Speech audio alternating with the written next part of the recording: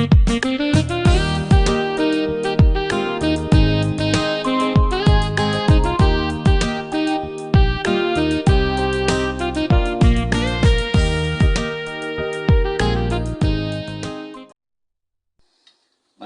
balandi shalom. Topesi bino nyonso mbote na kombo na Yesu, quel que soit bisika boza partout dans le monde, en RDC tout comme ailleurs, et que boza fidèle pour na kolandaka à tout moment votre bien-aimé pasteur Thierry na enseignement ou toza komemela bino et puis na charge oyo Seigneur a biso na motema pour na ko édifier bino. Topesi bino mbote bisika nyonso bozali pe tika nzambe na kimia azala katikati na bino. Lelo, tokende kolobela na enseignement lelo, le secret pour réussir dans la vie. Secret pour réussir dans la vie. Bien aimé, mutu moko te na se azaka na posa échouer. D'ailleurs, moi na échec na kati ya Bible oyebi ke ezaka te. Ça n'existe pas dans la Bible. Posa na biso nyonso ezali to réussir. Mais pour na kokoma na kati ya réussite, il y a un certain nombre ya ba principes. Il y a un certain nombre ya ba lois. Ceux qui ont respecté yango te, okotikalaka jamais kokoma na réussite na kati ya vie na yo. Okopasi vie moko très médiocre. Et puis ce qu'on kebite okobanda otia kango sur responsabilité, soit il y a famille, soit il y a bandoki, soit il y a milimo mabe. Or, ils ont un principe moko na kati ya bomo ina biso o esengeli ko respecter yango. Na kopesa ndakisa moko. Bakamati ba maki ya soso bacheli libata. Libata oyo alaleli ba maki oyo ti ba maki oyo etotoki. Aboti na bana na ye libata na bana ya soso. Babimi bake eloko ya liboso ezaki remarquable ezani. Bano ya soso batambulaka o baswahili banyoso baswahili ba changa oyo mwana okuna o mwana okuna. Mais bana ya libata ezana mutu atangisa bango à laquelle lete. Mais bango moko donc bazani eloko wana eza kati na bango. C'est une loi, c'est un principe qui existe na kati na bango. Babima ba otambola déjà mulongo. Mais bana soso bazalaki ya kopanzala. Bayo kokoma siko na place moko mai ezaki.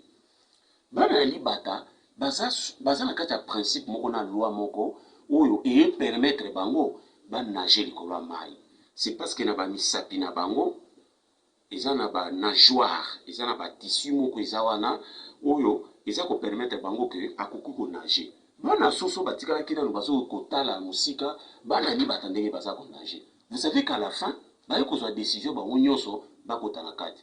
Mon frère, ma soeur, bana soso nyonso basila kina okufa na mai wana. C'est parce que na kati na bango, cette loi n'existait pas.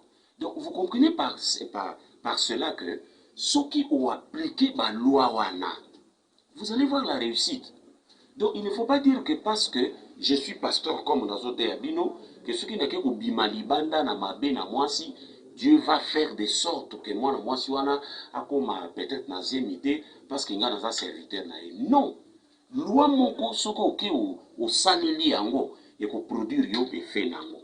C'est de même aussi dans la vie. La réussite dans la vie est tributaire au respect. Il y a moi certaines normes na kati ya vie. Voilà pourquoi lelo na ligne enseignement lelo to meka ko solola sur ces normes là. D'abord tokotanga mukanda Genèse. Genèse chapitre 24. Zoa Bible na yo, Genèse 24 verset 35. Genèse 24 verset 35. Yoka kuna eloko nini Biblia eza koyebisa biso. L'Éternel a comblé, ça c'est un témoignage, il y a serviteur, il y a Abraham. D'ailleurs, dans le verset 34, au coup de la Bible dit, alors il dit, je suis serviteur d'Abraham. Ça c'est un serviteur de quelqu'un. À ça, le témoignage. Qu'est-ce qu'il dit, ce serviteur? L'Éternel a comblé de bénédictions mon Seigneur, qui est devenu puissant. Et écoutez un peu ce témoignage-là. Alors Dieu a comblé mon patron de bénédictions et puis il est devenu puissant. Il a donné de brebis, des bœufs, de l'argent, de l'or, de serviteurs et de servantes, de chameaux et des ânes. Il témoigne, ça c'est un serviteur plutôt, qui témoigne sur son patron. Ensuite, dans la vie à patron, et Seigneur Lengi, il commence à témoigner que non, et il a compris que c'est Dieu qui a fait cela. Bien aimé, réussite et sa volonté ensemble. Dieu veut que, Ozala, Nakata réussite ou réussir dans ta vie ici. Ezali te que ton dimela kinkolo pour que toke deka pour irriter le royaume des cieux, pour ne toko sepela kuna non, bisengo wana toko banana nous vivre yango awanase. Et c'est ce que la parole de Dieu nous enseigne. Voilà pourquoi je dis à quelqu'un qui me suit à ce moment, Tikanzambe na lola, à bénir yo, au vivre paix bénédiction, au devenir puissant, aux ala très puissant, dans l'entreprise na yo, na ba bunda nozo bunda na boutique na yo, na mesa na yo te kaka, que le Seigneur te bénisse, qu'il te bénisse, qu'il te bénisse. Alors, cette vie est soumise à ba principe pe na la loi. Les lois tokolobela quelques lois seulement. Voici la première. Le premier principe, oyo etal na makamwa réussite, eza eloko tozobenga la réalité du royaume de Dieu. Beaucoup de gens bayebakate réalité moko eza na bokonzi ya Nzambe. Je vous ai montré ici que Dieu peut élever. Pour une élévation, tu n'as pas seulement besoin que ça loge, il y a aucune. Non, le Dieu que nous prions, c'est Jésus là. Et aussi capable, frère, d'élever Abraham Bangoyo. Bavivaki élévation, bavivaki bénédiction, ou outi namaboko na yemo konzambe. Ce qu'il a fait hier, il peut le faire aussi aujourd'hui et il peut le faire avec vous. À partir d'entreprise nayo, à partir de boutique nayo, à partir de wenze nayo, à partir de moi, mesano tandaba makala libanda, bien aimé, Dieu peut vous élever. Et l'eau quoi liboso il faut yeba la réalité du royaume. Tokutango na Matthieu, zwa Bible nayo, ba verset oyo otangango, ozongelango pour ekota etikala vraiment katikati nayo. Matthieu chapitre 13. Matthieu 13, verset 31. Matthieu chapitre 13, verset 31. Verset 31, tina 32. Matthieu 13, verset 31 à 32. La Bible dit ceci. Il leur proposa une autre parabole. Ça, c'est Jésus. Et dans cette parabole, il dit, le royaume des cieux est semblable à un grain de sénévé qu'un homme a pris et semé dans son champ. C'est la plus petite de toutes les semences, mais quand il a poussé, il est plus grand que le légume et devient un arbre, de sorte que les oiseaux du ciel viennent habiter dans ce bras. Bien aimé, ça, on appelle ça la réalité du royaume de Dieu. Bino batunyo so boye panankolo. Et que vous croyez, que vous attendez que le Seigneur puisse vous amener à la réussite dans cette vie ici, au réussir paix.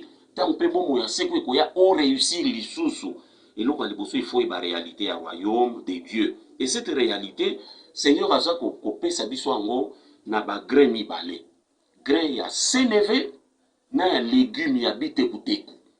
Seigneur a zotali sa biso ke biloko nyoso mibale wana eza ba grain. Mais ce que l'on sénévé, Seigneur a lobi, eza grain, ou ebandili eza grain, ou kolonango, mais sénévé et botaka nzete.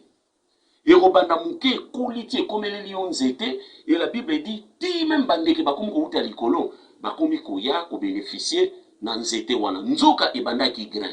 Batolisi biso de l'autre côté, grain pe lisusu kaka. Mais yabite kuteku, légumes.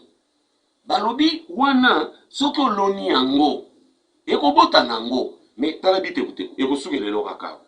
Et puis mukolo renobuka bite kuteku c'est fini na bilanga wana pe sili oza obligé de ozela susu saison mususu obandela su bilanga mususu pona olona su bite kuteku bagre musu bite kuteku ekena kobino nzoka pendant ce temps muto alona ki sénévé ye eboteli ende nzete ona kopikola ngote ekomi kaka nzete eboti babuki. Eboti babuki.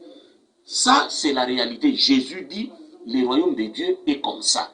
Donc, bien bino bato nyonso to biso bato nyonso toye na royaume de Dieu, nous devons nous soumettre à cette loi. Il faut talaka na maboko na yo eloko nini yo ozosala makambo yo ozosala na vino baactivité no ozosala olonaka nde balégume to eza baCNV bagrain ya CNV nde ozolona. Eza na bato mosusu bazolonaka balégume nzoka eza na moto mosusu azokende konyokwama kosala bamisala moko makasi, mais en réalité eza légume.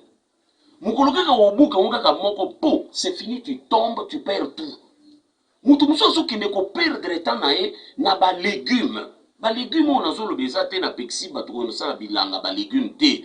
Nalobi balégume oyo bazoloba eza réalité spirituelle sur les activités que nous sommes en train de faire. Donc secret ya réussite ya liboso evandi na vision yo oza nango par rapport à biloko oza nango.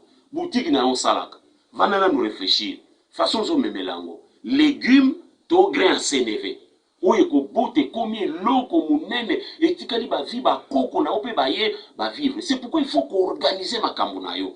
C'est pourquoi il faut qu'organiser l'activité no kosala yango de sorte que ezala mpenza ba véritable grain de CNV oyo ozokenda kolona ozosala mosala yo ozokamba église yo ozosala quelque part. Attention, préparer makambo na yo ezala ba grain de CNV, c'est-à-dire eloko moko ekobotelelo nzete oyo lobi bandeke na likolo bandeko banani bana na yo bakoko bakoki koya kovivre na kati.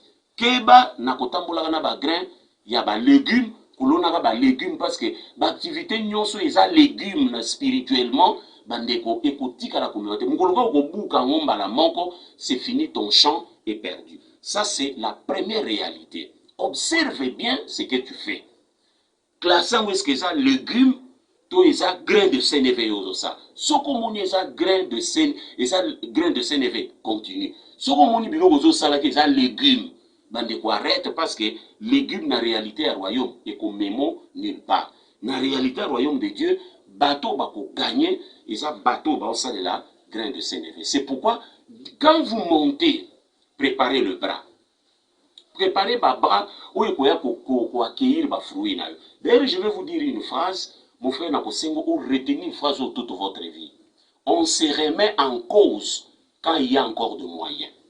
Umonita munanu grain ya CNV na yo eza ko kende na kokoma nzete eza kobota. C'est à ce moment qu'il faut commencer à se remettre en cause. Pour se poser la question de savoir le jour où cette histoire ne sera pas là, comment je vais vivre? Le jour où mon travail ne sera plus là, comment je vais vivre? Le jour où ma fonction ne sera plus là, place où naza affecté vos alatés, je vais vivre comment? Bien aimé, dans la réalité, il y a royaume de Dieu Yangwana. Pendant la liboso na parti awo kotala bien na kati ya vina yo biloko yozo sala ezanini grain de CNV to ozali penza kosala eloko moko oyo ekomema yo quelque part, c'est-à-dire ozolona grain de CNV to légumes. Ce qu'on constate parce qu'il y a certaines activités que les gens parce que c'est pour mourir ils perdent leur temps, ils passent leur temps, ils fournissent des énergies nécessaires. Or en réalité, ce ne sont que des légumes.